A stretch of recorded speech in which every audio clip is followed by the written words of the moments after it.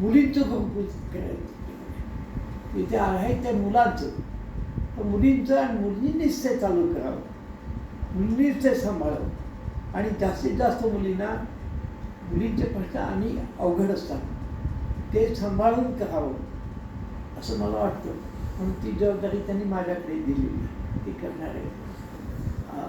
कुठे हैदराबाद हे एक म्हणजे गावोगाव जाऊन करणं, दुसरा जे मला कळतं त्याप्रमाणे कोणाचे दुखतात, पाठ कोणाचे दुखतात मी बरं करून देतो, ते काम त्यांच्याबरोबर करतो.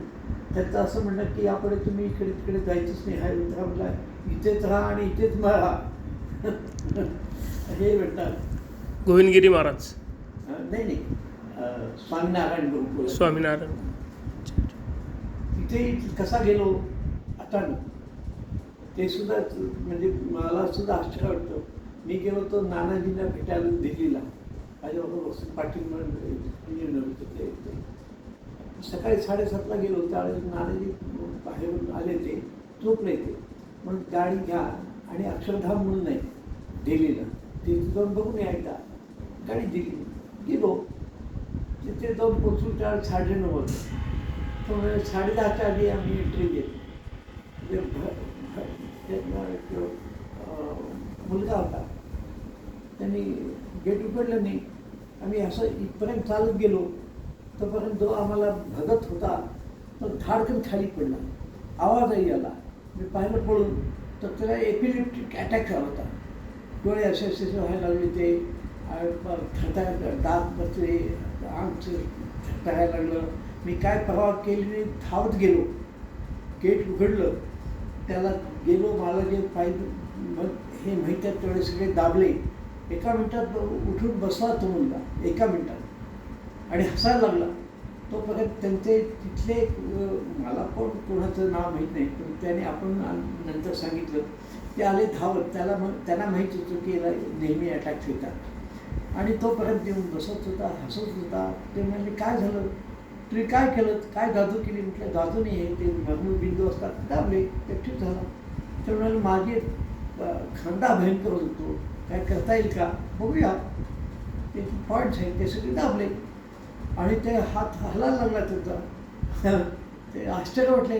ते म्हणाले आमचे इथे प्रमुख स्वामी आलेले आहेत आतमध्ये, त्यांना गाऊट झाले पायाला, आणि तिथे आता 3 प्रकारचे डॉक्टर्स होते, ते काही करू शकत नाही. 1.5 तास झाला, काही इंजेक्शन ते घ्यायला तयार नाही, याल का? बघायला काय होतं. आत गेलो, ते स्वामी असे बसलेले होते, डाव्या पायाला असे भयानक दुखत होते. ते मी ठीक केलं.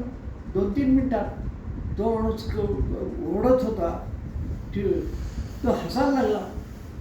मग ते डॉक्टर्स गंभीर, आणि मग मला त्यांनी त्या नावेतून आतून सगळीकडे हिंडवलं.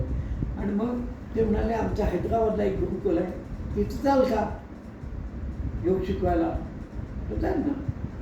मग तसं माझा यांच्याशी संबंध आलं, हे सांगण्याचं हे कारण. आणि मी ज्या ठिकाणी गेलो ते गुरुकुल आणि त्यांचं गुरुकुल वेगळं होतं, हे मला माहीत नव्हतं. मी चुकून या गुरुकुल करत आलो. हे सगळं तो ठरवत असतो, आपण नाही ठरवत. म्हणून ते तिथे गेल्यानंतर त्याने त्यांचा कल्पेश नावाचा मुलगा होता, भगत त्यांचा. पण मला आतमध्ये ते विश्वमंगल स्वामी बसलेले आहेत, त्यांना भेटा. त्यांना गेलो, मी असं आहे स्वामी रामदेवांच्याकडून आलो आहे, मी त्यांच्या वतीनं मी हे करू इच्छितो. त्यावेळेस तुम्हाला पैसे किती द्यायचे? म्हटलं मी हे जनसेवा आहे की ईश्वरभक्ती आहे, याला मी चुकूनही तुम्ही दिले तरी घेणार नाही. हे पैसे घेऊन हे काम करता येणार नाही आणि मी करणारही नाही. तेव्हापासून हे झालं 7 ऑगस्ट 2007. तेव्हापासून आत्तापर्यंत त्यांच्याकडे रेग्युलर त्यांचे जेवढे गुरुकुलं आहेत 40-45 ठिकाणी, त्यापैकी 90% गेलो आहे मी सगळीकडे. गुजरातमध्ये विशेषतः नागपूरला गेलो आहे, याला गेलो आहे,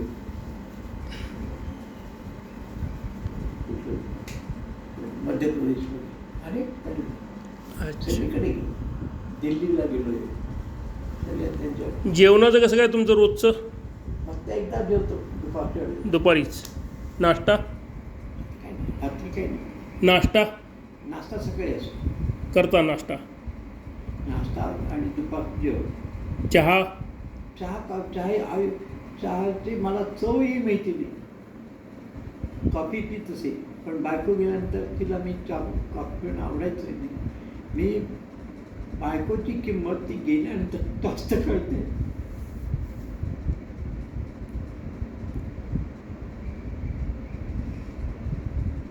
म्हणून मी कॉफी सोडून दिली.